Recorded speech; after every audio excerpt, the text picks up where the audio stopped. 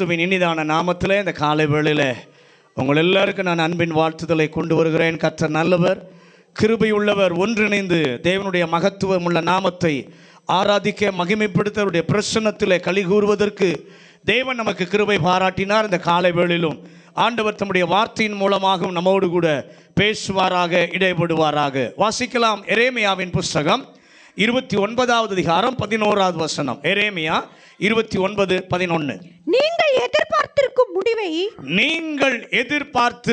முடிவை உங்களுக்கு கொடுக்கும்படிக்கு நான் உங்கள் பேரில் நினைத்திருக்கிற நினைவுகளை அறிவேன் என்று கர்த்தர் சொல்லுகிறார். அவைகள் தீமைக்கல்ல, சமாதானத்துக்கு ஏதுவான நினைவுகளை. வார்த்தை அழகா ஆண்டவர் எழுதி கொடுத்திருக்கிறாரு. நீங்கள் எதிர்பார்த்திருக்கிற நம்பிக்கையை, நீங்கள் எதிர்பார்த்திருக்கிறதான முடிவை உங்களுக்கு கொடுக்கும்படி உங்கள் பேரில் நினைத்திருக்கிற நினைவுகளை நான் அறிவேன். எதிர்பார்க்கிற முடிவை கொடுக்கிற கர்த்தர். கொஞ்சம் சந்தோஷமா பக்கத்தில் உங்க கையை கொடுத்து, எதிர்பார்த்திருக்கிற முடிவை உங்களுக்கு தருகிற கர்த்தர். ஒரு கர்த்தருடைய பிள்ளை ஆண்டவரிடத்திலிருந்து 3 முடிவுகளை எதிர்பார்க்கலாம். ஏற்கனவே நான் முதல் வாரத்தில் பார்த்தோம். மனிதனாலே கணிக்க முடியாதது, மனிதனாலே கிரகிக்க முடியாதது, அதை கர்த்தர் ஒரு ஆண்டவருடைய பிள்ளைக்கு அந்த முடிவை கர்த்தர் தருகிறார். அது எப்படி இருக்குன்னா, அவருடைய வார்த்தையின் அடிப்படையில் இருக்கும். அந்த வார்த்தை அப்படியே என்ன பண்ணும்? நிறைவேறும். 2வது, சத்துருவனுடைய திட்டத்திற்கு, ஆலோசனைக்கு எதிரானதை கர்த்தர் தம்முடைய பிள்ளைக்கு இப்படி சொல்லுகிறேன், சத்துருவுக்கு எதிரான ஒரு முடிவை தருகிற ஒரு கர்த்தர். 3வது சொன்னேன், என்ன சொன்னோம்? நாம் எதிர்பார்க்கிற முடிவு தேவனுடைய வார்த்தையை, தேவனுடைய வசனத்தை அடிப்படையாய் கொண்டதாய் இருக்குமானால் அந்த எதிர்பார்ப்பை என் ஆண்டவர் நிச்சயம் நிறைவேற்றுவார். அல்லேலூயா, அல்லேலூயா. அந்த எதிர்பார்க்கிற முடிவை கர்த்தர் 3 விதங்களிலே தருகிறார் என்று சொல்லி போன வாரத்தில் என்ன பண்ணோம்? பார்த்தோம். முதலாவது, ஒரு நாள் நம்ம நினைச்சுக்கணும், நாம எதிர்பார்க்கிற விதத்தில் நம்முடைய எதிர்பார்ப்பை கர்த்தர் நிறைவேற்ற மாட்டார். நாம் எதிர்பாராத விதத்தில், எதிர்பாராத இடத்துல, எதிர்பாராத சூழ்நிலையில நம்முடைய எதிர்பார்ப்புகளை கர்த்தர் நிச்சயம் நிறைவேற்ற கொடுக்க வல்லவர். 2வது, நம்முடைய எதிர்பார்ப்பை விட பல மடங்கு அதிகமாக்கி என்ன பண்ணுவார்? தருகிற ஒரு தேவனாய் இருக்கிறார். 3வது, நாம் கொஞ்சமும் எதிர்பாராத முடிவை, ஏன்னா என் வாழ்க்கையில் இது முடியவே முடியாது, இது சாத்தியமில்லை, நடக்காது என்று சொல்லி நினைக்கிறோமே, அந்த சூழ்நிலையில நாம் கொஞ்சமும் எதிர்பாராத ஒரு முடிவை கர்த்தர் தருவதற்கு வல்லவராய் இருக்கிறார்.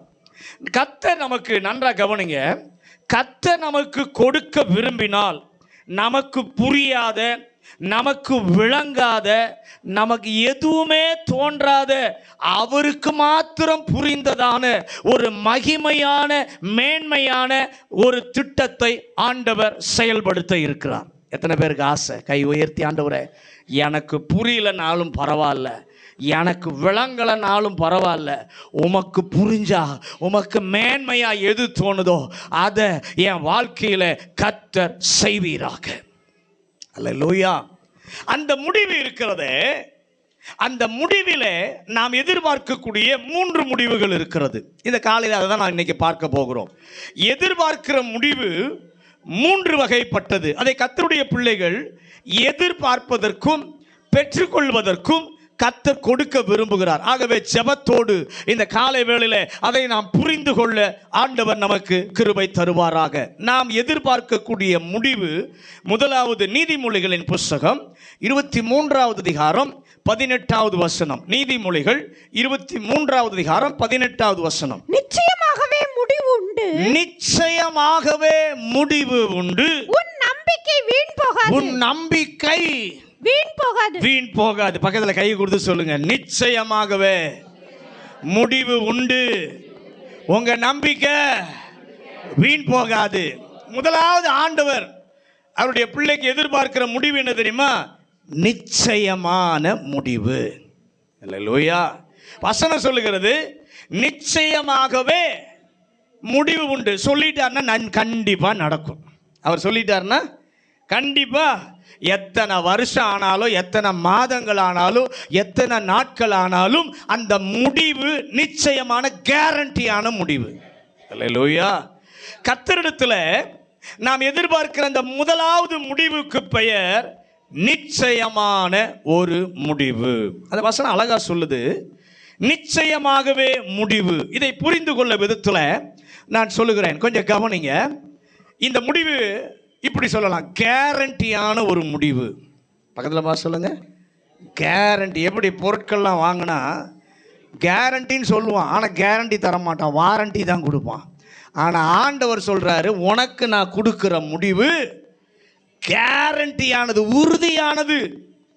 ஆண்டவர் நிச்சயம் தருவதாக வாக்கு பண்ணுகிறார், உறுதி செய்கிறார். கர்த்தரிடத்துல நாம் எதிர்பார்க்கக்கூடிய முடிவுகளில் ஒன்று, இன்னைக்கு ஒரு நிச்சயமான முடிவு உங்களுக்கு தந்து தான் கர்த்தர் அனுப்ப போகிறார். விசுவாசிக்கிறவங்க கையை உயர்த்தி, எனக்கு நிச்சயமான முடிவை தந்து இன்னைக்கு அனுப்ப போகிறீர். நான் பலவிதமான எண்ணத்தோடு சிந்தனையோடு வந்திருக்கிறேன், ஆனால் இந்த காலை வேளையில் ஒரு நிச்சயமான முடிவை எனக்கு கொடுத்து அனுப்புவதற்காகத்தான் என்னை நீர் கொண்டு வந்திருக்கிறீர். அல்லேலூயா. அதை கொஞ்சம் விளக்க விரும்புகிறேன். இந்த முடிவு என்ன செய்யும்?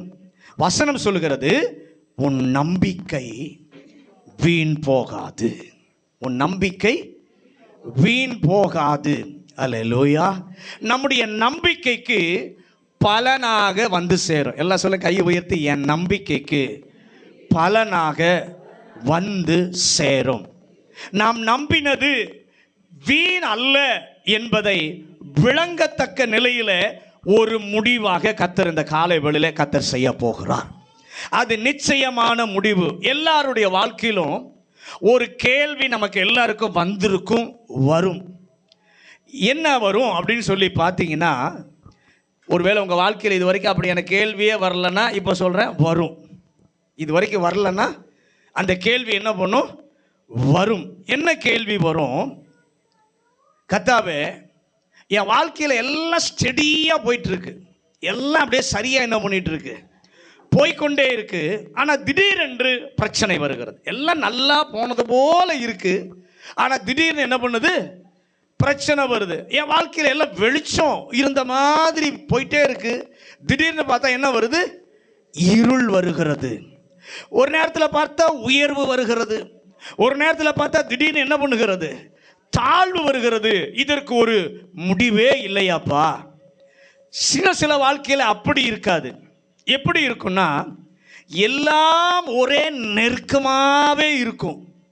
இந்த முடிவு இருக்காதா? இந்த காரியத்திலிருந்து எனக்கு ஒரு முடிவு இருக்காதா, ஒரு விடுதலை இருக்காதா என்ற கேள்வி நம்முடைய வாழ்க்கையிலே நிச்சயமாய் பல சூழ்நிலைகளிலே, பல கட்டங்களிலே நம்முடைய வாழ்க்கையிலே வந்திருக்கும்.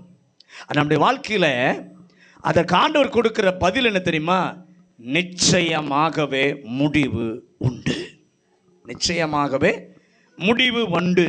முடிவு வராதா என்று சொல்லி ஒரு கர்த்தருடைய பிள்ளை எதிர்பார்க்கும் போது, எதிர்பாராத முடிவை, கேரண்டியான முடிவை கர்த்தர் கொடுக்கிறார்.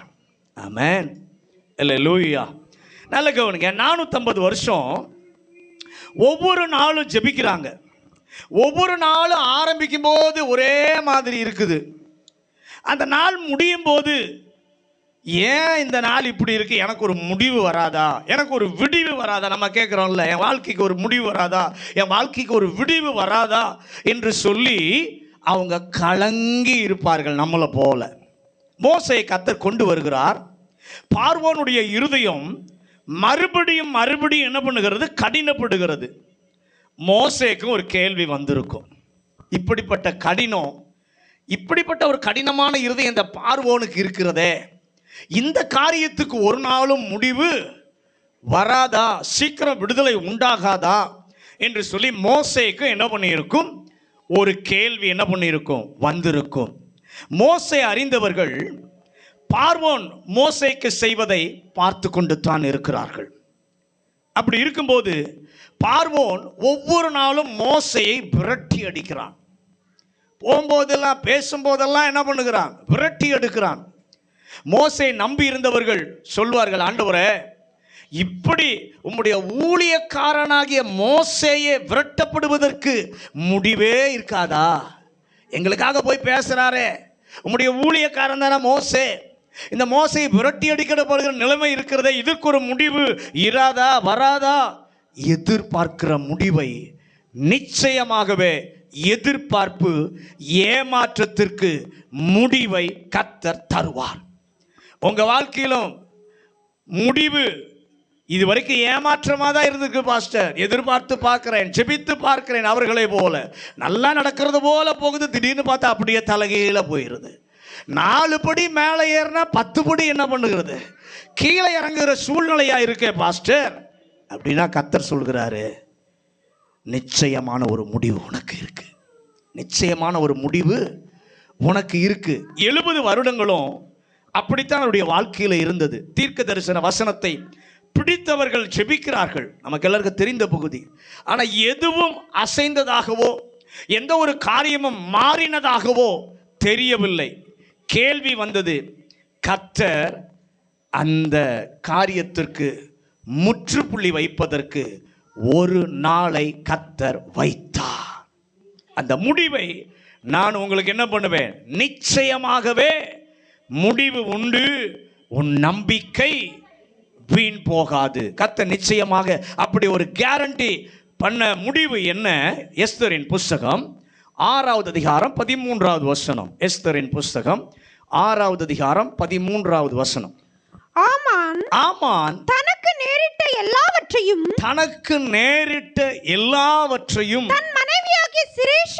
தன் மனைவியாகிய சிரேஷுக்கும்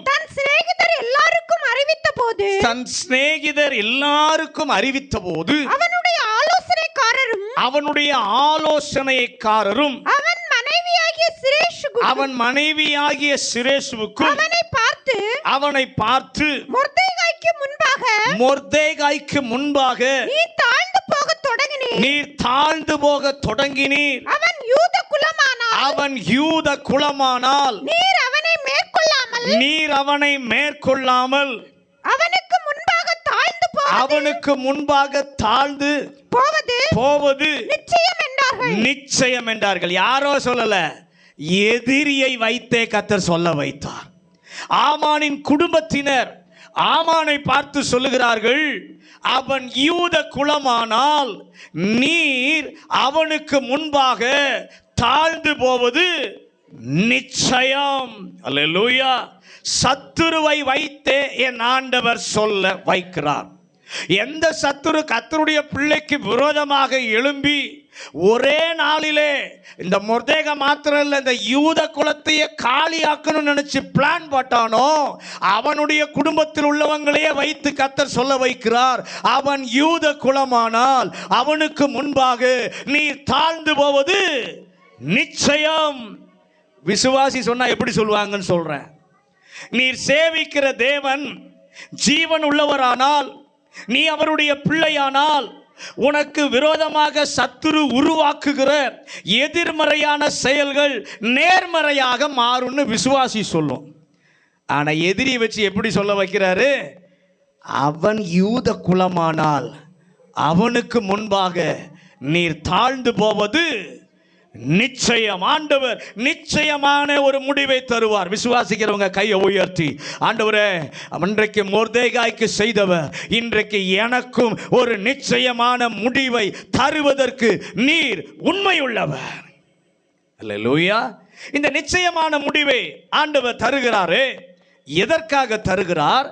அவரை உண்மையாய் நம்பி சேவிக்கிற, அவரை பின்பற்றுகிற கர்த்தருடைய பிள்ளைக்கு விரோதமாக எதிரி அவர்களை தகர்க்க, அவங்களை நொறுக்க செய்கிற காரியங்களை, அந்த காரியங்களை முடிவு வர செய்து கர்த்தருடைய பிள்ளைக்கு வாக்கு பண்ணப்பட்ட ஒன்று. ஏன் வார்த்தை சொல்கிறது? உனக்கு விரோதமாக உருவாக்கப்படும் எந்த ஆயுதமும் வாய்க்காதே போகும். விசுவாசிக்கிறவங்க ஆமென் சொல்லுங்க. இது கர்த்தருடைய பிள்ளைகளுடைய சுதந்திரம். எல்லாரும் சேர்ந்து சொல்லலாமா? உனக்கு விரோதமாக உருவாக்கப்படும் எந்த ஆயுதமும் வாய்க்காதே போகும். இது எனக்கு கொடுத்த சுதந்திரம். எல்லாரும் சொல்லுங்க, இது எனக்கு கொடுத்த சுதந்திரம். கர்த்தர் அன்று செய்து காண்பித்தார். மொர்தெகாய்க்கு விரோதமாக வந்ததை கர்த்தர் முடிந்து போகும்படியாக ஒரு நேரத்தை கர்த்தர் வைத்தார். ஆபக்கூக்கின் புஸ்தகம் 2வது அதிகாரம் 3வது வசனம். ஆபக்கூக் 2வது அதிகாரம் 3வது வசனம். குறித்த காலத்துக்கு தரிசனம் இன்னும் வைக்கப்பட்டிருக்கிறது. தரிசனம் இன்னும் வைக்கப்பட்டிருக்கிறது. முடிவிலே அது விளங்கும். முடிவிலே அது விளங்கும். அது பொய் சொல்லாது. அது பொய் சொல்லாது. அது தாமதித்தாலும் அதற்கு காத்திரு. அது நிச்சயமாய் வரும். அது தாமதிப்பதில்லை. அல்லேலூயா. முடிவிலே விளங்கும். அது நிச்சயமாக வரும். நிச்சயமான முடிவு. ஆண்டவர் எதை நிச்சயமாய் முடிப்பார்? கர்த்தர் உங்களுடைய வாழ்க்கையில ஒரு தரிசனம் தந்திருந்தால், கர்த்தர் உங்களுடைய வாழ்க்கையில ஒரு தீர்க்க தரிசனத்தை ஆண்டவர் கொடுத்திருந்தால், எத்தனை வருஷமானாலும் ஆண்டவரே இது இனிமேல் நடக்காதா என்று நினைக்க நீங்கள் தேவையில்லை. ஏனென்றால் கர்த்தர் சொல்லுவார், அது நிச்சயமாய் ஒரு நாள் சம்பவிக்கும். முடிவிலே அது விளங்கும். எத்தனை பேர் ஆமென் சொல்றீங்க? அல்லேலூயா. எனக்கு என்னுடைய வாழ்க்கையில கர்த்தர் கொடுத்ததான தரிசனம் நீர் கேரண்டி பண்ணி வைத்திருக்கிறீர். ஆண்டவர் ஒரு தரிசனம் கொடுத்தா அதை நிச்சயமா நம்ம ஒவ்வொருவருக்கும் ஆண்டவர் கேரண்டி பண்ணி வைத்திருக்கிறார். நீ நிச்சயம் நடத்தி காண்பிப்பீர், அவர்களை கொண்டு போவேன் என்று சொல்லி ஆண்டவர் என்ன பண்ணியிருந்தார்? வாக்கு பண்ணி இருந்தார். வாக்கு பண்ணினவர் உண்மை உள்ளவர். வருடங்கள் ஆனது, 10 ஆண்டுகள் ஆனது, தொடர்ந்து 10 ஆண்டுகள், 100 ஆண்டுகள், 400 ஆண்டுகள், இப்படி எல்லாம் கடந்து போனது. தீர்க்க தரிசனமோ நிறைவேறியதாக தெரியவில்லை. ஆதியாகமத்தின் புஸ்தகம் 50வது அதிகாரம் 24வது வசனத்தை வாசிங்க. யோசேப்பு தன் சகோதரரை நோக்கி நான் மரணமடைய போகிறேன். ஆனாலும் தேவன் உங்களை நிச்சயமாக சந்தித்து நீங்கள் இந்த தேசத்தை விட்டு ஆபிரகாமுக்கும் ஈசாக்குக்கும் யாக்கோபுக்கும் ஆணையிட்டு கொடுத்திருக்கிற தேசத்திற்கு போக பண்ணுவார் என்று சொன்னதுமன்றி. அல்லேலூயா. யோசேப்பு சகோதரரை பார்த்து சொல்கிறான், தேவன் உங்களை நிச்சயமாய் சந்திப்பார். உங்களை சந்தித்து அந்த தேசத்திற்கு, ஆபிரகாமுக்கு, ஈசாக்குக்கு, யாக்கோபுக்கு வாக்குத்தத்தம் பண்ணினாரே அந்த தேசத்திற்கு கொண்டு போவார். அது நிச்சயமான முடிவு. யார் இருந்தாலும் சரி, யார் இல்லாவிட்டாலும் சரி, கர்த்தர் பேசி இருந்தால், கர்த்தர் தரிசனம் நமக்கு கொடுத்திருந்தால் அது நிச்சயம் நிறைவேறும். கர்த்தர் அதை உறுதி செய்கிறார். அல்லேலூயா. அது நிறைவேறும். நான் சந்தேகப்பட அவசியமே இல்லை. பக்கத்தில் பார்த்து சொல்லுங்க, நீங்க சந்தேகப்பட வேண்டிய அவசியமே இல்லை. ஹல்லேலூயா, ஹல்லேலூயா. அது கேரண்டி. வாக்கு பண்ணிட்டாரு. எரேமியான் புஸ்தகம் 31வது அதிகாரம் 7வது வசனத்தை வாசிங்க. எரேமியா 31:7. கர்த்தர் சொல்லுகிறது என்னவென்றால் யாக்கோபின் நிமித்தம் மகிழ்ச்சியாய் கெம்பீரித்து ஜாதிகளுடைய தலைவர் நிமித்தம் ஆர்ப்பரியுங்கள். சத்தத்தை கேட்க பண்ணி துதித்து கர்த்தாவே இஸ்ரவேலின் மீதியான உமது ஜனத்தை ரட்சியும் என்று சொல்லுங்கள். நல்ல கவனிங்க. ஆண்டவர் இஸ்ரவேல் ஜனங்களுக்கு சொல்லுகிறார், உன் முடிவை பற்றி உனக்கு நம்பிக்கை உண்டு. உனக்கு ஒரு முடிவு இருக்கிறது. அந்த முடிவு எப்படி? நம்பிக்கையுள்ள ஒரு முடிவு. இது கர்த்தருடைய பிள்ளைகளுக்கு ஆண்டவர் கொடுத்ததான வாக்குத்தத்தம். அல்லேலூயா. எதை நிச்சய முடிவுக்கு ஆண்டவர் கொண்டு வருவார் என்று சொன்னால், கர்த்தர் நம்முடைய வாழ்க்கையிலே கொடுத்ததான வாக்குத்தத்தம். ஆண்டவர் அவர்களுக்கு வாக்குத்தத்தம் கொடுக்கிறார். என்ன வாக்குத்தத்தம்? உன் பிள்ளைகள் தங்கள் தேசத்திற்கு என்ன பண்ணுவார்கள்? திரும்பி வருவார்கள். ஏன் அதை ஆண்டவர் சொல்ல வேண்டும்? அவர் ஜனங்கள் எல்லாரும் சிதறி இருந்தார்கள்.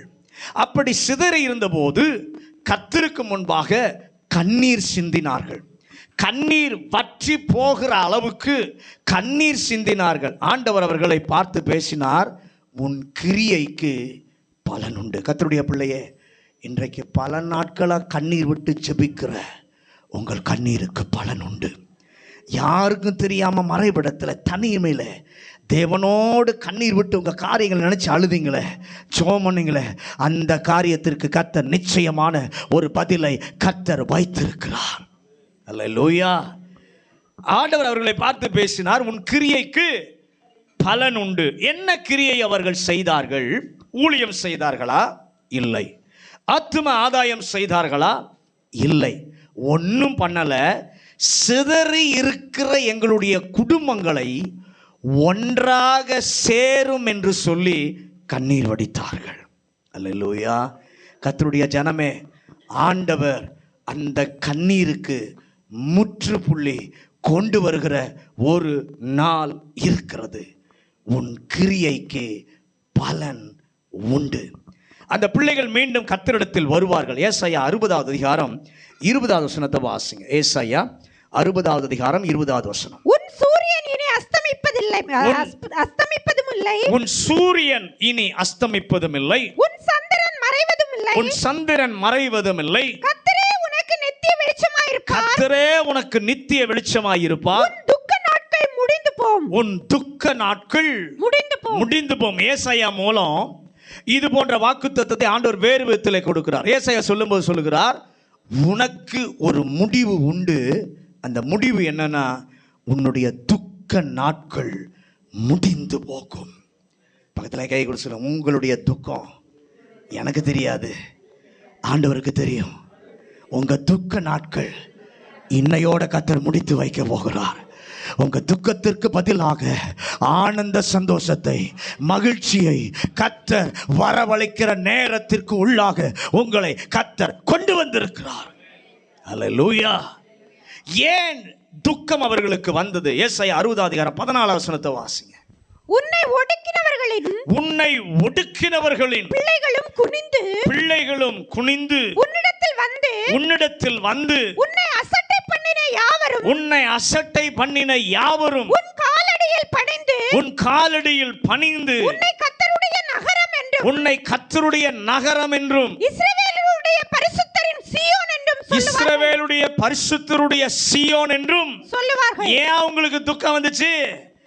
ஒடுக்கப்பட்டாங்க, அசட்டை பண்ணப்பட்டாங்க. கர்த்தருடைய பிள்ளையே, எந்த காரியம் உங்களை ஒடுக்கினதோ எனக்கு தெரியாது, ஆனா ஒடுக்கின காரியத்தை கர்த்தர் பார்த்து கொண்டிருக்கிறார். அந்த ஒடுக்குதலுக்கு யார் உங்களை அசட்டை பண்ணாங்களோ, எந்த ஒரு நம்மகிட்ட எல்லா காரியமும் இருந்தும் நாம உதறி தள்ளப்பட்டு அசட்டை பண்ணப்பட்ட நிலைமையில இருந்தா கர்த்தர் சொல்லுகிறார், அவருடைய சீயோன் என்று சொல்லி கர்த்தர் மாற்றுகிறார்.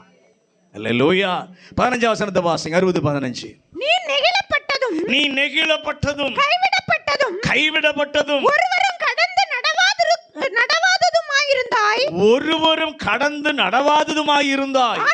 ஆனாலும் உன்னை நித்திய மாட்சிமையாகவும் தலைமுறை தலைமுறையாயிருக்கும் மகிழ்ச்சியாகவும் வைப்பேன். அல்லேலூயா. அப்படி வாழ்க்கையில அவங்களுக்கு தெரிஞ்சவங்கெல்லாம், அறிமுகமானவங்கெல்லாம் நெகிழ்ந்தார்கள், கைவிட்டார்கள். கர்த்தருடைய பிள்ளையே, உங்களுடைய வாழ்க்கையில் உங்களை நன்றாய் அறிந்தவர்களுடைய உறவுகள், உங்களை நன்றாய் அறிந்தவங்களுடைய நண்பர்கள், உங்களை நன்றாய் அறிந்த உங்கள் வீட்டு பக்கத்திலே உள்ளவர்கள், ஒருவேளை அறிந்தவர்களோ அறியாதவர்களோ உங்களை ஒடுக்குவதாக, உங்களை மறந்துவிட்டு கண்டும் காணாததுமாக கடந்து போகிற ஒரு சூழ்நிலையில் இருந்தால் இந்த காலைவேளை கர்த்தர் சொல்கிறார், அந்த சூழ்நிலைக்கும் ஒரு முடிவை கர்த்தர் கொடுக்க வல்லவர். அவரை பின்பற்றுகிற அவருடைய பிள்ளைக்கு, அவருடைய ஜனத்திற்கு கர்த்தர் கொடுக்கிற ஒரு நிச்சயமான ஒரு முடிவு உண்டு, உறுதியான முடிவு. ஆண்டவர் அவர்களை பார்த்து சொல்லுகிறார், இப்படியெல்லாம் நெருக்கப்பட்டீர்கள், உங்களுக்கு நான் என்ன தெரியுமா மாட்சிமையை தருவேன். கை உயர்த்தி சொல்லுங்க. இவ்வளவு விதத்தில் நீங்கள் நெருக்கப்பட்டிருந்தா, ஒடுக்கப்பட்டிருந்தா, ஏளனப்படுத்தப்பட்டிருந்தா, கண்ணீர் வடிக்கிற நிலைமையில் இருந்தா, இந்த காலவேளை சொல்கிறார், உங்களுக்கு ஒரு மகிமையை தருவேன், ஒரு மாட்சிமையை தருவேன். ஹல்லேலூயா என்று ஒரு முடிவை இந்த காலவேளையிலே கர்த்தர் வாக்கு பண்ணுகிறார். 3 நிச்சயமானது. கர்த்தருடைய பிள்ளைக்கு 3 காரியம் நிச்சயமானது. கர்த்தருடைய பிள்ளைக்கு எதிரான சத்ருவினுடைய செயல்முறை முற்றிலும் முற்று பெறும். முதல் காரியம், கர்த்தருடைய பிள்ளைக்கு எதிரான சத்ருவினுடைய செயல்முறைக்கு, எல்லா காரியங்களுக்கு கர்த்தர் ஒரு முற்றுப்புள்ளியை வைக்கிறார். 2வது, உங்களுடைய வாழ்க்கையில கர்த்தர் கொடுத்ததான தரிசனம் அப்படியே நிறைவேறும். 3வது, கர்த்தர் கொடுத்த வாக்குத்தத்தம் நிறைவேறும். அந்த எதிர்பார்ப்பை கர்த்தர் நிறைவேற்றுவார். ஆதியாகமம் 17 அதிகாரம் 19வது வசனம். ஆதியாகமம் 17:19. அப்பொழுது தேவன் உன் மனைவியாகிய சாராள் நிச்சயமாய் உனக்கு ஒரு குமாரனை பெறுவாள், நிச்சயமாய் உனக்கு ஒரு குமாரனை பெறுவாள், அவனுக்கு ஈசாக்கு என்று பெயரிடுவாயாக, அவனுக்கு ஈசாக்கு என்று பெயரிடுவாயாக, உடன்படிக்கையை அவனுக்கும் அவனுக்கு பின்வரும் அவன் சந்ததிக்கும் நித்திய உடன்படிக்கையாக ஸ்தாபிப்பேன். மலட்டுத்தன்மையில் தன்னுடைய வாழ்க்கையானது முடிந்து விடும் என்று சொல்லி சாராள் நினைத்தாள். தனக்கு மகன் பிறக்க வேண்டும் என்று ஜெபிப்பதை கூட அவள் நிறுத்திவிட்டாள். ஆனால் 17ஆம் அதிகாரம் 19வது வசனத்தில் ஆண்டவர் ஆபிரகாமோடு கூட பேசுகிறார். பேசும் பொழுது சாராள் நிச்சயமாக உனக்கு ஒரு குமாரனை பெறுவாள், நீ நினைத்த முடிவு அல்ல, நான் உனக்காக ஒரு நிச்சயமான முடிவை வைத்திருக்கிறேன். ஆதியாகமம் 18ஆம் அதிகாரம் 10வது வசனத்தை வாசிங்க. ஆதியாகமம் அப்பொழுது அவர் ஒரு உற்பவ காலகட்டத்தில் ஒரு உற்பவ கால திட்டத்தில் நிச்சயமாய் உன்னிடத்திற்கு திரும்ப வருவேன். அப்பொழுது உன் மனைவியாகிய சாராளுக்கு ஒரு குமாரன் இருப்பான் என்றான். சாராள் அவளுக்கு கூடார வாசலில் இதை கேட்டுக்கொண்டார். சாராள் காதுல விழுகிற மாதிரி சத்தமா ஆண்டவர் சொல்றார். ஆமென் சொல்லுங்களேன். ஆபிரகாமுக்கு மட்டும் இல்ல, சாராள் காதுலையும் விழுகிற மாதிரி சொல்றாரு. நான் உற்பவ கால திட்டத்தில் மறுபடியும் என்ன பண்ணுவேன், உன்னிடத்திற்கு நிச்சயமாய் நான் வருவேன். கையை உயர்த்தி, ஆண்டவரே, எங்கள் வாழ்க்கையில் ஒரு நிச்சயமான முடிவை நீர் வைத்திருக்கிறீர், சொன்னவர் நிறைவேற்ற எங்க பக்கத்தில் இறங்கி வருகிறீர். ஏசாயா 59:1 வாசிங்க. ஏசாயா 59:1. இதோ ரட்சிக்க கூடாதபடிக்கு கர்த்தருடைய கை குறுகி போகவும் இல்லை, கர்த்தருடைய கை குறுகி போகவும் இல்லை, கேட்க கூடாதபடிக்கு அவருடைய செவி மந்தமாகவும் இல்லை. அல்லேலூயா. சாராள் நினைச்சா எனக்கு மகன் பிறக்கணுன்றத ஜெபிக்கிறது கூட நிறுத்திட்டா. ஏன்னா அவள் மேலே அவளுக்கே நம்பிக்கை இல்லை. என்னுடைய மலட்டு தன்மையில தான் என்னுடைய வாழ்க்கை முடிந்து விடும். ஆனால் ஆபிரகாமோட ஆண்டவர் திட்டமாக நிச்சயமாக பேசுகிறாரு. சாராள் உனக்கு ஒரு குமாரனை பெறுவாள் சொல்கிறார். அடுத்தது சாராளுக்கும் கேட்குற மாதிரி பேசுகிறாரு. மறுபடியும் ஒரு உற்பவ கால திட்டத்தில் நான் வருவேன், அப்போது ஒரு குமாரன் இருப்பான். அல்லேலூயா. இன்றைக்கு கர்த்தருடைய பிள்ளையே, ஏமாற்றத்தின் மேல் ஏமாற்றத்தை சந்தித்து இனி என்னுடைய வாழ்க்கையில் நடக்காது, இப்படியே தான் முடிஞ்சிரும்னு நினச்சி இந்த காலை வேளையில் வந்திருந்தால் கர்த்தர் சொல்கிறாரு, நிச்சயமான ஒரு முடிவை நான் வைத்திருக்கிறேன், அது உன்னுடைய வாழ்க்கையில் வரும். இங்கே 2வது 59:1 பார்க்கும்போது ஏசாயால முழு உலகில் இருக்கிற கர்த்தருடைய பிள்ளைகளுக்கு கொடுத்த வார்த்தை என்ன வார்த்தை? ரட்சிக்க கூடாதபடிக்கு கர்த்தருடைய கை குறுகி போகவில்லை, கேட்க கூடாதபடி அவருடைய செவி மந்தமாகவில்லை. கர்த்தருடைய பிள்ளையே, ஒருவேளை உங்களுடைய வீட்டில் ரட்சிக்கப்படாமல் இருக்கிற உங்களுடைய குடும்ப அங்கத்தினர்களுக்காக, உங்கள் குடும்ப உறவுகளுக்காக நீங்கள் பல மாதங்கள் வருடங்கள் கூட என்ன பண்ணியிருப்பீங்க, ஜெபித்தும் இன்னும் மாறலையே, இன்னும் ரட்சிப்பு வரலையே, இன்னுடைய வாழ்க்கையில் விடுதலை வரலையே, மாற்றம் இல்லாதது போல ஜெபித்தோம், எந்த விதமான மாற்றமும் இல்லாதது போல் இருக்கிறதே என்று நினைத்தால், ஒருவேளை நினைப்போம், ஆண்டவரே இப்போ இத்தனை மாதம் இத்தனை வருடம் ஜெபிக்கிறேன், எப்பப்பா இதுக்கு ஒரு முடிவு வரும், எப்பப்பா இவங்க உடைய சத்தத்துக்கு கீழ்ப்படிவாங்க, எப்போ நாங்கள் எல்லாரும் ஒன்றா சேர்ந்து வந்து ஆராதிப்போம் என்று சொல்லி நினைத்தால், ஆண்டவர் சொல்கிறாரு, நிச்சயமான ஒரு முடிவு என்று ஒன்று உண்டு. ஏனென்று சொன்னால், கேட்கக்கூடாதபடி அவருடைய காதை அவர் அடைத்தவர் அல்ல, செயல்பட முடியாதபடி என் கரங்கள் மடக்கப்பட்டு இருக்கவில்லை, நான் இன்னும் கிரியை செய்கிற தேவன். எத்தனை பேர் அதை விசுவாசிக்கிறீங்க? அந்த ஆண் பிள்ளை குடும்ப அங்கத்தினரை என்னால் என்ன பண்ண முடியும்? ரட்சிக்க முடியும், என்னால் அவர்களை சந்திக்க முடியும், என்னால் அவர்களை மாற்ற முடியும். அந்த நாள் வரும், அது நிச்சயம் உறுதி. ஒரு ஆமென் சொல்லுங்களேன். ஏன் அதை ஆண்டவர் கேரண்டி பண்ணுகிறார்? நம்முடைய தேவன் தவறு செய்பவர் அல்ல. பக்கத்தில் பார்த்து சொல்லுங்க, நம்முடைய தேவன் தவறு செய்கிறவர் அல்ல. அல்லேலூயா. நாம் நல்லவர்கள் என்பதினாலே கர்த்தர் தரவில்லை.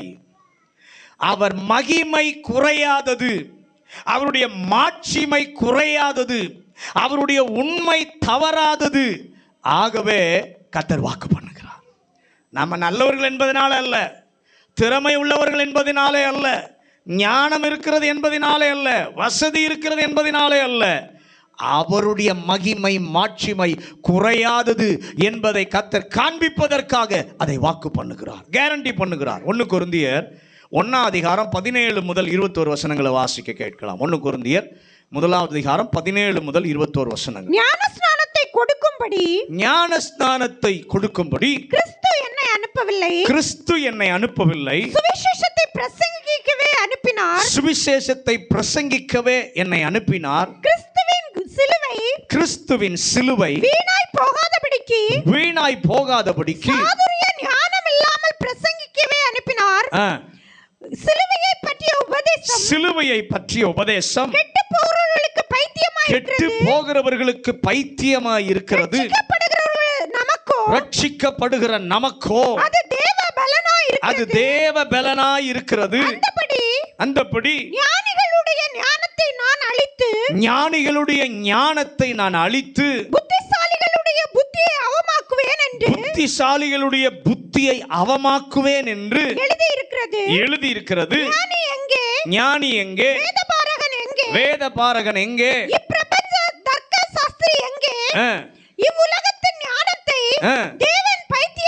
இவ்வுலகத்தின் ஞானத்தை தேவன் பைத்தியமாக்கவில்லையா?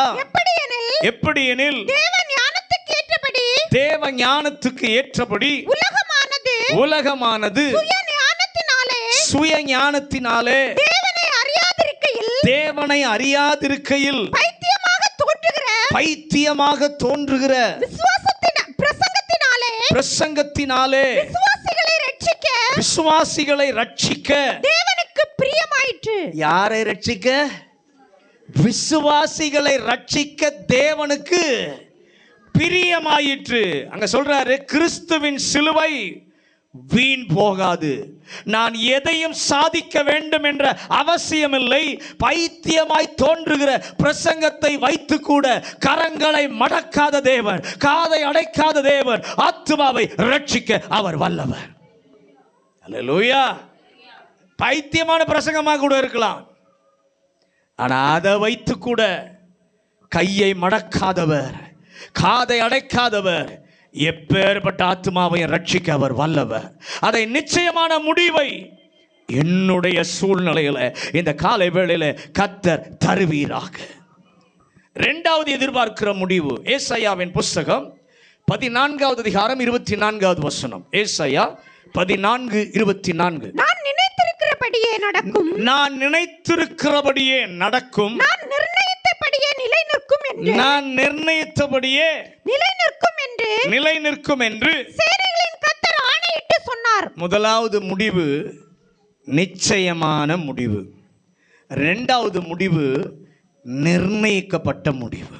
அல்லேலூயா. அவர் சொல்ற அந்த வசனத்துல, நான் நினைத்தபடியே நிலை நிற்கும், ஆணையிட்டு சொல்கிறேன். இரண்டாவது ஒரு முடிவை நாம் எதிர்பார்க்கலாம். அந்த முடிவுக்கு பெயர் என்னன்னா நிர்ணயிக்கப்பட்ட முடிவு. அல்லேலூயா.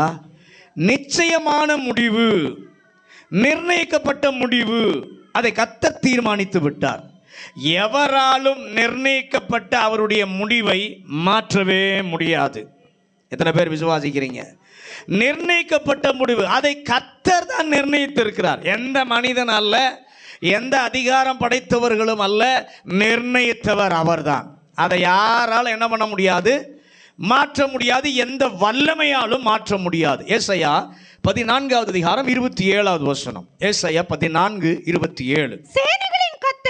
சேனைகளின் கர்த்தர் இப்படி நிர்ணயித்திருக்கிறார், இப்படி நிர்ணயித்திருக்கிறார். யார் அதை வியர்த்தமாக்குவான்? யார் அதை வியர்த்தமாக்குவான்? அவனுடைய கை நீட்டப்பட்டிருக்கிறது, அவருடைய கை நீட்டப்பட்டிருக்கிறது. யார் அதை திருப்புவான்? யார் அதை? நாங்கள் எதிர்பார்க்கிற ஒரு முடிவு இருக்குப்பா, கர்த்தர் அதை செட் பண்ணி வைத்திருக்கிறேன். அல்லேலூயா. யாரும் அதை மாற்ற முடியாது. நிர்ணயிக்கப்பட்ட முடிவுகளிலே ஒன்று ரோமர் 6வது அதிகாரம் 23வது வசனம். ரோமர் 6:23. ஆண்டவர் நிர்ணயித்த முடிவுகளிலே ஒன்று ரோமர் 6:23. வாசிங்க. பாவத்தின் சம்பளம் மரணம், தேவனுடைய கிருபை வரமோ நம்முடைய கர்த்தராகிய இயேசு கிறிஸ்துவினால் உண்டான முடிவு பாவத்தின் சம்பளம் மரணம். எவராலும் அதை மாற்ற முடியாது. 1 பேதுரு 4:17 வாசிங்க. 1 பேதுரு 4:17. நியாய தீர்ப்பு தேவனுடைய வீட்டிலே துவங்கும் காலமாயிருக்கிறது. தேவனுடைய வீட்டில் துவங்கும் காலமாயிருக்கிறது. முந்தி நம்மிடத்திலே அது துவங்கினால் தேவனுடைய சுவிசேஷத்திற்கு கீழ்ப்படியாதவர்களின் முடிவு என்னமா இருக்கும்? இரண்டாவது முடிவு என்ன தெரியுமா? துன்மார்க்கனுடைய முடிவு என்னமா இருக்கும்? மல்கியா 4:1 வாசிங்க. மல்கியா 4:1. இதோ சூளையைப் போல எரிகிற நாள் வரும். சூளையைப் போல எரிகிற நாள் வரும். அப்பொழுது அகங்காரிகள் யாவரும் அக்கிரமம் செய்கிற யாவரும் துரும்பாய் இருப்பார்கள். வரப்போகிற அந்த நாளில் அவர்களை சுட்டெரிக்கும். அது அவர்களுக்கு வேரையும் கொப்பையும் வைக்காமற் போகும் என்று சேனைகளின் கர்த்தர் சொல்லுகிறார். நல்லா கவனிங்க. கர்த்தர் அதை குறித்து வைத்திருக்கிறார். யாரும் மாற்ற முடியாது. ஆனால் ஒரு நல்ல செய்தி என்ன தெரியுமா? நமக்கும் அப்படிதான் இருந்தது. ஆனால் நம்முடைய கர்த்தராகிய இயேசு கிறிஸ்துவினுடைய கல்வாரி சிலுவை நம்முடைய வாழ்க்கையில வந்து அவருடைய கிருபையினால் நம்மை சந்தித்து, இதை யாரும் தந்திருக்க முடியாது. அவருடைய கிருபையினாலே நீ ஏற்றுக்கொள்ளுவாய் என்றால் அந்த தண்டனை வராது, அந்த அழிவு வராது. என் கிருபையினால் மட்டுமே அதை மாற்ற முடியும் என்று நினைத்து வேறு யாராலும் மாற்றி இருக்காது. சிலுவை மாற்றினது. ரட்சிக்கப்பட்ட எல்லாரும் கை உயர்த்தி, ஆண்டவரே, என்னுடைய வாழ்க்கையில பாவத்தின் தண்டனையை யாரும் மாற்றி இருக்க முடியாது. அந்த நாளில் நான் துரும்பா இருக்க வேண்டும், என்னை மாற்றி இருக்க முடியாது. ஆனால் இயேசுவின் சிலுவை என்னை அதிலிருந்து தப்ப வைத்தது. அதிலிருந்து எனக்கு ஒரு விடுதலையை இயேசுவின் சிலுவை என்ன பண்ணுச்சு? கொண்டு வந்ததற்காக நான் ஆண்டவருக்கு நன்றி சொல்லுகிறேன். சிலுவை ஒன்றுதான் அதை மாற்ற முடியும். எவரையும் மாற்ற முடியாததை அவருடைய கிருபை மாற்றும். அல்லேலூயா.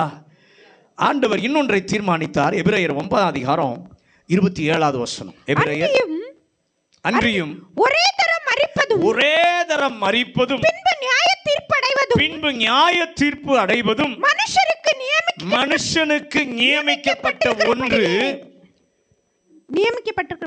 நியமிக்கப்பட்டிருக்கிறபடியே. நல்ல கவனிங்க. ஒரே தரம் மரிப்பதும் பின்பு நியாய தீர்ப்பு அடைவதும் மனுஷனுக்கு நியமிக்கப்பட்ட ஒன்று. எல்லாருக்கும் அப்படிதான். ஆனால் இயேசுவின் சிலுவை சொன்னது, உனக்கு பதிலாக நான் நியாய தீர்ப்பு அடைந்து விட்டேன். நீ அடைய அவசியமில்லை. என்னை நீ ஏற்றுக்கொள்வாய் என்றால், வாழ்வில் எனக்கு இடம் கொடுத்தால், சிலுவையின் நியாய தீர்ப்பு உன்னுடைய நியாய தீர்ப்பிலிருந்து உன்னை விடுதலையாக்கும். இங்க இருக்கிற எல்லாருக்கும் நடந்திருக்கிறதுன்னு நான் நம்புகிறேன். அல்லேலூயா. இந்த தேசத்தில் அதை அனுபவியாத ஏராளமான ஜனங்கள் இருக்கிறார்கள். அவர்களுக்கு இதை சொல்ல, எடுத்து காண்பிக்க, அவர்களுக்காக ஜெபிக்க ஒரு பாரத்தை எல்லாருக்குள்ளும் தாரும், ஒரு அக்கறையை தாரும். விடாப்பிடியாய் போராடி வேண்டிக் கொள்கிற ஜெப ஆவியை கர்த்தர் தருவீராக. நல்ல வேளை இந்த இரண்டையும் கர்த்தர் நம்மை விட்டு மாற்றிவிட்டார். கர்த்தர் மாற்ற முடியாத வேறு சிலவற்றை ஆண்டவர் குறித்திருக்கிறார். எசேக்கியேலின் புஸ்தகம் 7ஆம் அதிகாரம் 2வது வசனத்தையும் 6வது வசனத்தையும் வாசிங்க. எசேக்கியேல் 7வது அதிகாரம் 2வது வசனமும் 6வது வசனமும். மனுபுத்திரனே, இஸ்ரவேல் தேசத்தை குறித்து கர்த்தராகிய ஆண்டவர் சொல்லுகிறது என்னவென்றால், முடிவு வருகிறது. தேசத்தின் 4 முனைகளின் மேலும் முடிவு வருகிறது.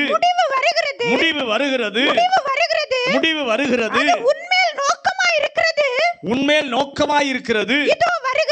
இதோ வருகிறது. தேசம் ஆண்டவருக்கு விரோதமாக பாவம் செய்ததினாலே வசனம் சொல்லுகிறது, தேசத்தின் 4 முனைகளுக்கும் முடிவு வருகிறது. இப்ப எப்படி நம்ம பாண்டிச்சேரிக்கு 4 முனை இருக்கு. இந்த 4 முனைக்கு என்ன பண்ணுகிறதா? முடிவு வருகிறது. ஆண்டவர் சொல்றாரு, எந்த தேசமா இருந்தாலும், எந்த மாநிலமா இருந்தாலும், எந்த பட்டணமா இருந்தாலும், ஜீவனுள்ள தேவனுக்கு முன்பாக ரத்தம் சிந்துவதா இருந்தால், அநீதி செய்வதா இருந்தால், கர்த்தர் அந்த தேசத்திற்கு முடிவை கர்த்தர் தீர்மானித்திருக்கிறார். அல்லேலூயா. நம்முடைய தேவன் எவரால் அவர் செய்வதை யாரால் என்ன பண்ண முடியாது, தடுக்க முடியாது. எப்படி உனக்கு தெரியும் என்று கேட்டால், தானியேல் 5ஆம் அதிகாரம் 26வது வசனத்தை வாசிங்க. தானியேல் 5:26. இந்த வசனத்தின் அர்த்தமாவது மேனே என்பதற்கு தேவன் உன் ராஜ்யத்தை மட்டிட்டு அதுக்கு முடிவு உண்டாக்கினார் என்றும், தெக்கேல் என்பதற்கு நீ தராசிலே நிறுத்தப்பட்டு குறைய காணப்பட்டாய் என்றும், பேரேஸ் என்பதற்கு உன் ராஜ்யம் பிரிக்கப்பட்டு மேதியருக்கும் பெர்சியருக்கும் கொடுக்கப்பட்டது என்று அர்த்தமாம். எவரும் நினைக்கவில்லை. ஆனால் தானியேல் இந்த கையெழுத்தை வாசிக்கிறான். உபாசின் என்றால் தராசிலே நிறுக்கப்பட்டு குறைய காணப்பட்டாய், உன்னுடைய ராஜ்யத்திற்கு கர்த்தர் முடிவை உண்டாக்கினார். அன்று இரவே அந்த ராஜ்யம் முடிவை சந்திக்க கர்த்தர் செய்தார். தானியேல் 9:27 வாசிங்க. தானியேல் 9:27 சீக்கிரம். அவர் ஒரு வாரம் அளவும் அநேகருக்கு உடன்படிக்கையை உறுதிப்படுத்தி பாதி சென்றபோது பலியையும் காணிக்கையும் ஒளியப்படுவார். அருவருப்பான செட்டிகளோட பாழாக்குகிறவன் வந்து இறங்குவான். நிர்ணயிக்கப்பட்டிருக்கிற நிர்மூலம் பாழாயிருக்கிறவன் மேல் தீரு மட்டும் சொரியும் என்றான். நல்ல கவனி. ஆண்டவர் இன்னொரு காரியத்தை ஆண்டவர் நிர்ணயித்திருக்கிறார். இங்கே 9:27 சொல்றாரு, நிர்ணயிக்கப்பட்டிருக்கிற நிர்மூலம் சொரியும். கர்த்தர் ஒன்றை முழு உலகத்திற்கும் குறித்திருக்கிறார். மகா உபத்திரவம் என்று ஒன்றை குறித்திருக்கிறார். எவராலும் அதை என்ன பண்ண முடியாது, மாற்ற முடியாதது. முழு உலகமும் அதை சந்திப்பதற்கு என் ஆண்டவர் குறித்திருக்கிறார். பாஸ்டர், ஏன் எங்களுக்கு சொல்லுகிறீர்கள்? தெரியாம மாட்டிக்கொள்ளக்கூடாது, அதற்காக தான் சொல்லுகிறேன். அல்லேலூயா. பார்வோனுக்கு சொன்னால் நடந்தது, இஸ்ரவேலுக்கு சொன்னார் நடந்தது, முழு உலகிற்கும் சொல்லுகிறார், அதுவும் நடக்கும். ஆமென். சீஷர்கள், அதனால தான் மத்தேயு 24 அதிகாரம் 3 வசனத்தை வாசிங்க. பின்பு அவர் ஒலிவ மலையின் மேல் உட்கார்ந்திருக்கையில் சீஷர்கள் அவரிடத்திலே தனித்து வந்து இவைகள் எப்பொழுது சம்பவிக்கும், உம்முடைய வருகைக்கும் உலகத்தின் முடிவுக்கும் அடையாளம் என்ன, எங்களுக்கு சொல்ல வேண்டும் என்றார்கள். நல்லா இயேசுவின் இடத்துல சீஷர்கள் கேட்கிறாங்க, ஆண்டவரே, உலகத்தின் முடிவுக்கும் காலங்களின் முடிவுக்கும் எங்களுக்கு அடையாளத்தை சொல்லும் என்று கேட்டார்கள். இயேசு அடையாளம் எல்லாம் சொல்லிவிட்டு சொல்லுகிறார், வானமும் பூமியும் ஒளிந்தாலும் என் வார்த்தை ஒளிந்து போகாது. நோவாவினுடைய நாட்களிலே எப்படி நடந்ததோ அப்படியே மனுஷகுமாரன் வரும் நாட்களிலும் நடக்கும் என்று அடையாளத்தை ஆண்டவர் சொன்னார். மாற்ற முடியாதது, நிர்ணயிக்கப்பட்டது. கர்த்தர் நினையாத இன்னொன்றை சொல்லுகிறேன், நிர்ணயத்தை இன்னொன்று. பிலிப்பியர் 3:19. பிலிப்பியர் 3:19 சீக்கிரம் முடிச்சு. அவர்களுடைய முடிவு அழிவு, அவர்களுடைய முடிவு அழிவு, அவர்களுடைய தேவன் வயிறு, அவருடைய தேவன் வயிறு, அவர்களுடைய மகிமை, அவர்களுடைய மகிமை, அவர்களுடைய லட்சியே, அவருடைய லட்சியே, அவர்கள் பூமிக்கு அடுத்தவைகளை சிந்திக்கிறார்கள். நல்ல கவனிங்க, இயேசுவை ஏற்றுக்கொள்ளாமல் பாவ மன்னிப்பை பெறாமல் துணிந்து தேவனுக்கு விரோதமாக வாழ்கிற வாழ்க்கையாய் இருந்தால் வேதம் சொல்லுகிறது, அவர்களுடைய முடிவு அழிவு. கர்த்தர் அதை செட் பண்ணிட்டாரு. எவரால என்ன பண்ண முடியாது, மாற்ற முடியாது. சிலுவை ஒன்றை தவிர எதினாலும் அதை என்ன பண்ண முடியாது, மாற்ற முடியாது. ரட்சிக்கப்படாமல் இருப்பவர்களுக்காக பாரப்பட்டு நான் ஜெபிக்க, ஒவ்வொரு நாளும் ஜெபிக்க எனக்கு ஒரு கிருபை தருவீராக. நிர்ணயிக்கப்பட்டிருக்கிறது, மாற்ற முடியாதது. மாற்றுவதற்கு இன்றைக்கு ஒரு வாய்ப்பு இருக்கு, இன்றைக்கு ஒரு வாய்ப்பு இருக்கு. ஆனால் நாளைக்கு இருக்கின்ற கேரண்டி இல்லை. ஏன்னா வாழ்க்கை முடிந்து விடலாம், அல்லது தேவனுடைய வருகை என்ன பண்ணலாம், இருக்கலாம். இன்றைக்கு மாற்றப்படுவதற்கு ஒரு சான்ஸ் இருக்கு, நாளைக்கு வருவதற்கு கேரண்டி இல்லை. ஆண்டவர் பிள்ளைகளுக்கு ஒரு முடிவை நிர்ணயித்து இருக்கிறார். பிலிப்பியர் 3 அதிகாரம் 20-21 வசனங்களை வாசி. நம்முடைய குடியிருப்போ பரலோகத்தில் இருக்கிறது, பரலோகத்தில் இருக்கிறது. அங்கே இருந்து கர்த்தராகிய இயேசு கிறிஸ்து என்னும் இரட்சகர் வர எதிர்பார்த்து கொண்டிருக்கிறோம். எல்லாவற்றையும் நமக்கு கீழ்ப்படுத்திக் கொள்ளத்தக்க நம்முடைய வல்லமையான செயலின்படியே நம்முடைய அற்பமான சரீரத்தை தம்முடைய மகிமையான சரீரத்திற்கு நல்ல கவனிங்க. ஆண்டவர் இப்ப ஆண்டவருடைய பிள்ளைகளுக்கு ஒரு முடிவை நிர்ணயித்திருக்கிறார். அந்த முடிவு எப்படி? வேத வசனம் சொல்லுகிறது, நம்முடைய குடியிருப்போ பரலோகத்தில் இருக்கிறது. அங்கிருந்து இரட்சகர் வருவதற்கு நீங்களும் நானும் எதிர்பார்த்து காத்து கொண்டிருக்கிறோம். அவர் வரும்போது என்ன நடக்கும்? அற்பமான இந்த சரீரத்தை தம்முடைய மகிமையான சரீரத்திற்கு ஒப்பாக கர்த்தர் மறுரூபப்படுத்துவார். கர்த்தர் இதை நிர்ணயித்திருக்கிறார். இயேசுவினுடைய வருகை உண்டு. இன்னைக்கு நிறைய பேர் நினைக்கிறாங்க, ஆயிரக்கணக்கான வருஷமாக வராருன்னு சொல்லிட்டு இருக்கிறாங்க, ஆனால் வந்த பாடு இல்லையே என்று சொல்லி நினைக்கிறோம். ஆனால் நிச்சயமாக அவருடைய வருகை உண்டு. வேத வசனம் சொல்லுகிறது, அன்றைக்கு கிறிஸ்துவுக்குள் மரித்தவர்கள் முதலாவது எழுந்திருப்பார்கள், பின்பு உயிரோடு இருக்கிறவர்கள் மறுரூபம் அடைவார்கள், மரித்தே போயிருந்தாலும் அவர்கள் எழும்புவார்கள் என்பதை சபைக்கு கர்த்தர் இந்த முடிவை நிர்ணயித்திருக்கிறார். கர்த்தருடைய பிள்ளையே, அதை நம்மால் எதிர்பார்க்க முடியும். நிச்சயமான முடிவை கர்த்தர் வைத்திருக்கிறார். அடுத்தது, நிர்ணயிக்கப்பட்ட முடிவையும் கர்த்தர் வைத்திருக்கிறார். இன்றைக்கு அவருடைய ராஜ்யத்தை வலுவாய் கட்டுவதற்கு ஆண்டவரே, எங்களால் முடிந்த அனைத்தையும் செய்வதற்கு எங்களை நாங்கள் ஒப்புக் கொடுக்கிறோம். எல்லாரும் முழங்காற்படியிடுவோம். 2 முடிவை இந்த காலை வேளை நாம் பார்த்திருக்கிறோம். ஒன்று நிச்சயமான முடிவு, 2வது நிர்ணயிக்கப்பட்ட முடிவு. நிச்சயமான முடிவு நமக்கு கேரண்டி, கர்த்தர் கேரண்டி பண்ணி கொடுத்திருக்கிறார். ஆனால் 2வது முடிவை கர்த்தர் நிர்ணயித்திருக்கிறார். அவர் செட் பண்ணி வச்சிருக்கிறாரு. சில நிர்ணயிக்கப்பட்ட முடிவு வச்சிருக்காரு, யாரால் அதை மாற்ற முடியாது. அந்த முடிவு என்னன்னு பார்த்தோம். ஆனால் கர்த்தருடைய பிள்ளைக்கும் ஒரு முடிவை கர்த்தர் செட் பண்ணி இருக்கிறார், வச்சிருக்கிறார். அது என்னன்னா, பரலோகத்துக்கு நாம் எல்லாரும் போக போகிறோம். அவர் வரும் பொழுது இந்த சரீரத்தை தம்முடைய மகிமையான சரீரத்திற்கு ஒப்பாக கர்த்தர் மறுரூபப்படுத்துவார். அன்றைக்கு உயிரோடு இருக்கிற நம்மையும் கர்த்தர் மறுரூபப்படுத்துவார். மரித்து போயிருக்கிறவனையும் கர்த்தர் உயிரோடு கூட எழுப்புவார் என்பதை சபைக்கு கர்த்தர் இந்த முடிவை நிர்ணயித்திருக்கிறார். கர்த்தருடைய பிள்ளைகள் அதை எதிர்பார்க்க முடியும். இன்றைக்கு கர்த்தர் பெற்றுக்கொள்ள, ஒருவேளை ரட்சிக்கப்படாமல் இருந்தால் இன்றைக்கு கர்த்தர் ஒரு வாய்ப்பை தந்திருக்கிறார். நாளைக்கு அது கேரண்டி இல்லை, ஆனால் இன்னைக்கு ஒரு வாய்ப்பு இருக்கு. உங்க வாழ்க்கையை ஒப்பு கொடுப்பீர்களானால் தேவ பிள்ளைகளுக்காக நிர்ணயிக்கப்பட்ட அந்த முடிவுக்குள்ளே நாம் போவதற்கு கர்த்தர் கிருபை செய்வார். பரலோக பிதாவே, இந்த நல்ல காலை வேளைக்காக நன்றி சொல்கிறோம். இந்த காலை வேளையிலும் ஆண்டவர் எங்களோடு கூட பேசின நம்முடைய நல்ல வார்த்தைக்காக ஸ்தோத்திரம்.